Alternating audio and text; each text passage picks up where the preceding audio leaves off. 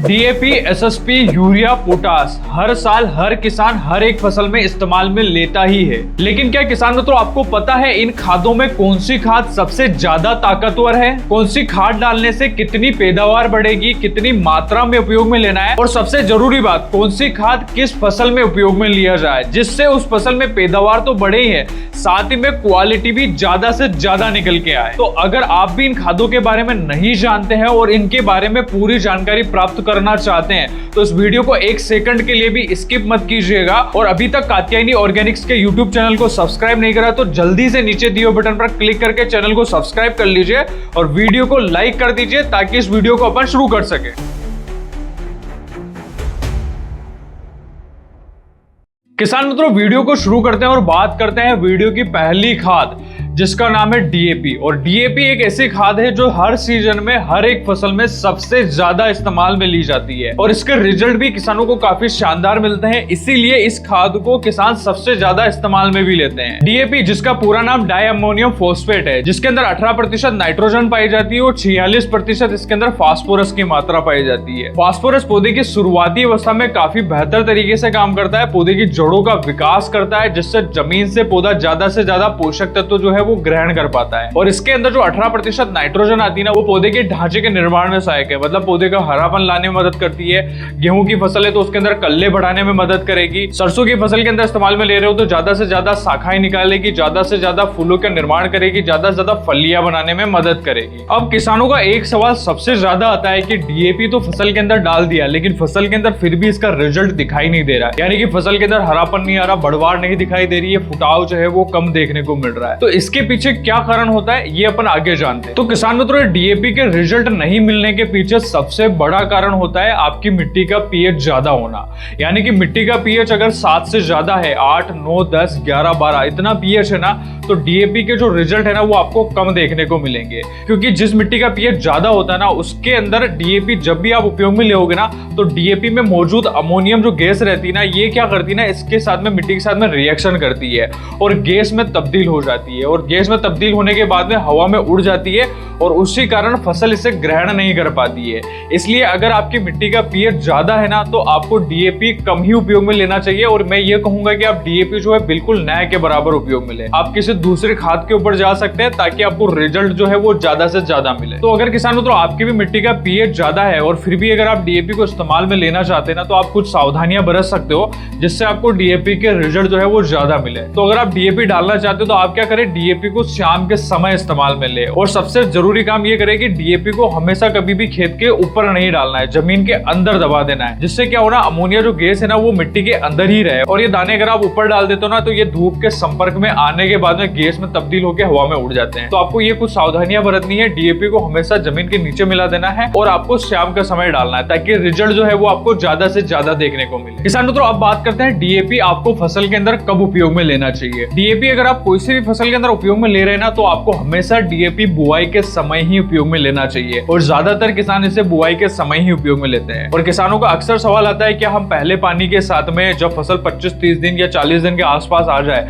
तब हम डीएपी को इस्तेमाल में ले सकते हैं क्या? तो आपको इस अवस्था पर डीएपी इस्तेमाल में नहीं लेना है, क्योंकि इसको इस्तेमाल में नहीं लेने का मेन कारण होता है डीएपी जब भी आप जमीन के माध्यम से डालोगे ना ऊपर में खड़ी फसल के अंदर उपयोग में लोगे ना तो डीएपी के जो दाने रहते हैं ना वो जमीन के ऊपरी सतह पर ही पड़े रहते हैं, और ये जो दाने रहते हैं ना इसमें से जो अमोनिया गैस रहती है वो तब्दील हो जाती है और हवा में उड़ जाती है, उस कारण से इसे पौधा ग्रहण नहीं कर पाता है। और उसके बाद में इसके अंदर जो फास्फोरस रहता है ना वो भी काफी कम मात्रा में जमीन के नीचे उतर पाता है, उसी कारण से फास्फोरस भी पौधे को उपलब्ध नहीं हो पाएगा। तो जब भी आप डीएपी को उपयोग में ले रहे हैं तब आपको ये ध्यान में रखना है कि आपको फसल के बुआई के समय ही उसे मशीन के अंदर ही मिला के जो है पौधे की जड़ों के वहां पे पहुंचा देना। अगर आप मशीन के अंदर मिला के नहीं डालना चाहते तो बुआई होने के पहले ही आपको जमीन के अंदर मिला देना है और उसके बाद में बुआई कर देनी है ताकि जमीन के अंदर डीएपी चला जाए। और तेज धूप के कारण जो डीएपी के दाने हैं ना उनमें से गैस नहीं बनेगी और पौधे को जो डीएपी है ना वो ज्यादा से ज्यादा उपलब्ध हो पाएगा। और इसके अंदर जो फास्फोरस पाया जाता है ना ये फास्फोरस ऑलरेडी पौधे को काफी कम मात्रा में उपलब्ध होता है, मतलब जितना आप डालते हो ना उसका 15 से 20% हिस्सा ही पौधा ग्रहण कर पाता है। तो जो भी डीएपी आप जड़ों के पास में डालोगे ना वो पौधे को जल्दी उपलब्ध होगा,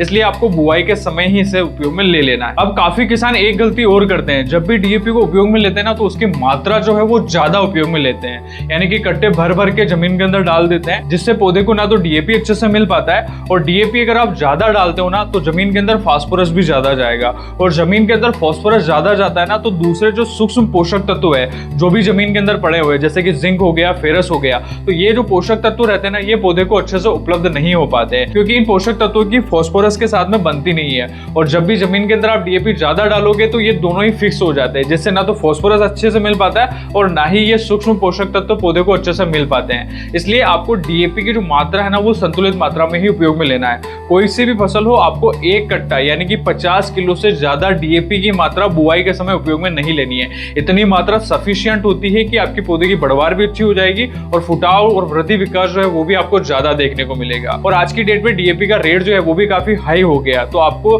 ज्यादा डीएपी नहीं डालना है, जितनी मात्रा है उतना ही उपयोग में लेना है। अब किसान मित्रों वीडियो में आगे बढ़ते हैं और बात करते हैं वीडियो की अगली महत्वपूर्ण खाद के बारे में, यानी कि एसएसपी के बारे में, जिसका फुल फॉर्म होता है सिंगल सुपर फास्फेट। इस खाद को किसान मित्र राकुड़िया खाद के नाम से भी जानते हैं। ये पाउडर नुमा खाद आती है, ये पाउडर में भी आती है और दानेदार फॉर्म में भी आती है, दोनों प्रकार से उपलब्ध हो जाती है। और इस एसएसपी में 16% फास्फोरस आती है, 11% आपको इसके अंदर सल्फर की मात्रा मिलेगी और इसके अंदर 21% तक कैल्शियम भी पाया जाता है। और एक और सबसे बड़ी खास बात है कि एसएसपी के अंदर 0.5% जिंक की मात्रा भी पाई जाती है, यानी कि इसके अंदर सूक्ष्म पोषक तत्व जो है वो भी उपलब्ध है, जो द्वितीयक पोषक तत्व है वो भी उपलब्ध है और प्राथमिक पोषक तत्व में फास्फोरस की मात्रा भी मिल जाती है। तो एसएसपी के यही फायदे हैं कि इसके अंदर काफी ज्यादा पोषक तत्व उपलब्ध रहते हैं। और इसकी एक और खास बात होती है कि ये जो एसएसपी है ना ये रेट में भी सस्ता होता है, इसी कारण से किसान इसको सबसे ज्यादा उपयोग में लेते हैं। अब किसान मित्रों एसएसपी कौन सी फसल के अंदर उपयोग में लेना है? एसएसपी को वैसे तो आप सभी प्रकार की फसलों में उपयोग में ले सकते हो,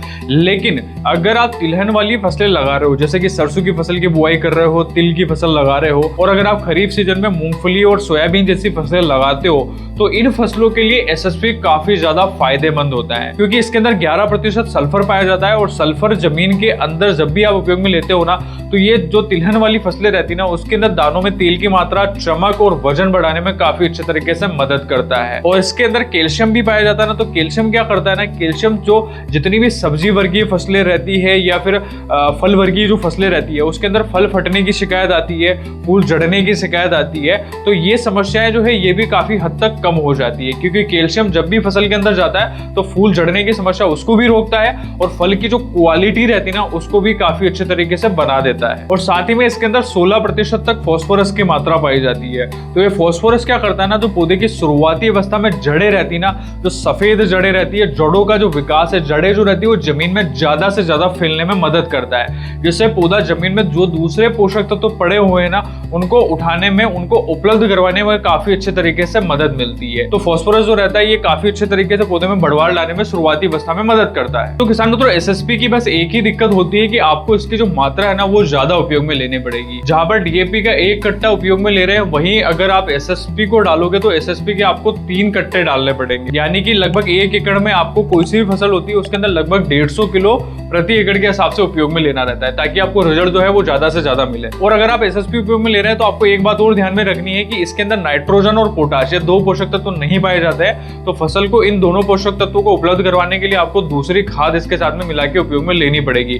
जैसे कि आप म्यूरेट ऑफ पोटाश यानी कि एमओपी जो आता है वो भी इसके साथ में आपको मिलानी पड़ेगी। और नाइट्रोजन अगर उपलब्ध करवाना है तो यूरिया जो है आप इसके साथ में मिक्स करके उपयोग में ले सकते हो। अब किसान तो बढ़ते हैं उस खाद की ओर जिसे हर एक किसान जानता है और सबसे ज्यादा ये फसलों के अंदर उपयोग में ली जाती है, और इसका नाम है यूरिया। यूरिया के अंदर 46% नाइट्रोजन पाई जाती है, और ये जो यूरिया रहता है ना इसके अंदर सिर्फ एक ही पोषक तत्व पाया जाता है, यानी कि नाइट्रोजन पाई जाती है, जो पौधे की शुरुआती अवस्था में बढ़वार लाने में काफी अच्छे तरीके से मदद करता है। ये कल्लों का निर्माण भी करेगा, फसल में फुटाव जो है वो भी ज्यादा से ज्यादा लाएगा, फलियों का जो निर्माण है वो भी आपको आगे चल के ज्यादा देखने को मिलेगा, साथ ही साथ में शाखाएं जो है वो ज्यादा से ज्यादा निकलेगी। कुल मिला के पौधे का जो पूरा ढांचा रहता है ना उसे ये नाइट्रोजन यानी कि यूरिया जो रहता है यही बनाने में काफी अच्छे तरीके से मदद करता है। और इस यूरिया की एक और चीज होती है कि यूरिया आपको कभी भी एक साथ एक ही समय पे उपयोग में नहीं लेना चाहिए, क्योंकि ये यूरिया जो रहता है ना ये फसल को जल्दी से उपलब्ध हो जाता है और ये पानी में काफी जल्दी घुल भी जाता है। इसी कारण से आपको कभी भी एक साथ उपयोग में नहीं लेना है, क्योंकि अगर आप इसे एक साथ उपयोग में लेते हो ना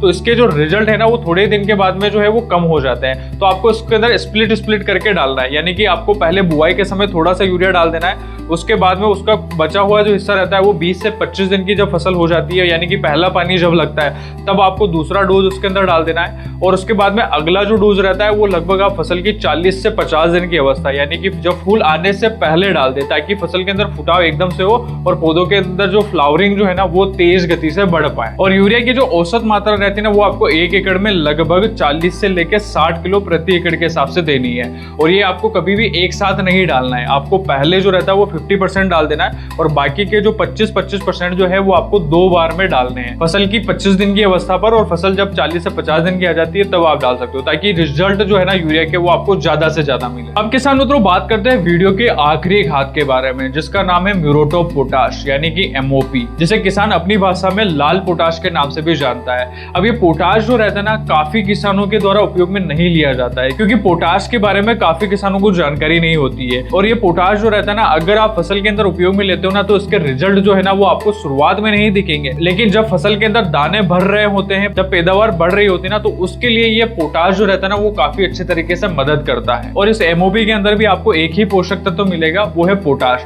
पोटाश की इसके अंदर 60% तक की मात्रा पाई जाती है, जो पौधे की ओवरऑल पैदावार बढ़ाने में काफी अच्छी तरीके से मदद करता है। फलियां अगर बन रही है तो उसके अंदर दाना अच्छे से भरे, पौधे के अंदर वानस्पतिक वृद्धि ज्यादा बढ़ रही है, फूल नहीं आ रहे हैं, पौधे का सारा रस नीचे अगर उतारना है, पौधे की सारी ऊर्जा अगर पौधे के कंद विकास की ओर लगाना है, फलियां बढ़ाने की ओर लगाना है, तो ये पोटाश काफी ज्यादा उपयोग में लिया जाता है। और ये पोटाश का मेन काम यही होता है कि पैदावार जो है वो ज्यादा से ज्यादा निकल के आए। पोटाश को वैसे तो आप सभी प्रकार की फसलों में उपयोग में ले सकते हो, और पोटाश को देते वक्त आपको एक और बात ध्यान में रखना है कि जो MOP रहता है ना ये आपको फसल की बुआई के समय ही उपयोग में ले लेना है, क्योंकि पोटाश भी DAP की तरह ही पानी में कम घुलता है और पौधे को जो है वो कम उपलब्ध होता है। इसलिए आपको बुआई के समय ही डाल देना है, ताकि धीरे धीरे करके फसल को उपलब्ध होता रहे और फसल में जब फलियां निकलने को आए, बालियां निकलने को आए और फ्रूट जब निकलने को आए ना तो पौधे को पूरी तरीके से उपलब्ध हो जाए और इसके रिजल्ट आपको ज्यादा देखने को मिले। और ध्यान रहे खड़ी फसल में आप पोटाश को ना ही उपयोग में ले, क्योंकि जब फसल 25, 30 और 40 दिन पे आ जाती है तब आप डालते हो तो इसके रिजल्ट जो है ना वो फसल को पूरी तरीके से नहीं मिल पाते हैं। तो आपको बुआई के समय ही इसे उपयोग में ले लेना है। और इसका एक एवरेज जो डोज होता है वो लगभग 25 से 30 किलो प्रति एकड़ के हिसाब से होता है, तो आप इस हिसाब से उपयोग में ले सकते हो। अगर आलू की फसल है या फिर कोई अन्य फसल है तो इसके अंदर आप इसका डोज बढ़ा भी सकते हो। तो किसान मित्रों यही थी DAP, SSP, यूरिया और पोटाश की संपूर्ण जानकारी। वीडियो में दी गई इंफॉर्मेशन अगर आपको अच्छी लगी तो इस वीडियो को लाइक करें। अभी तक आपको इस वीडियो के संबंध में कोई भी डाउट है तो कमेंट बॉक्स में जरूर लिखें। और वीडियो को लास्ट तक अगर आपने देखा है तो जल्दी से चैनल को सब्सक्राइब कर लीजिए, क्योंकि कात्यायनी ऑर्गेनिक्स के YouTube चैनल पर आपको खेती बाड़ी से जुड़ी संपूर्ण जानकारी मिलती है। धन्यवाद।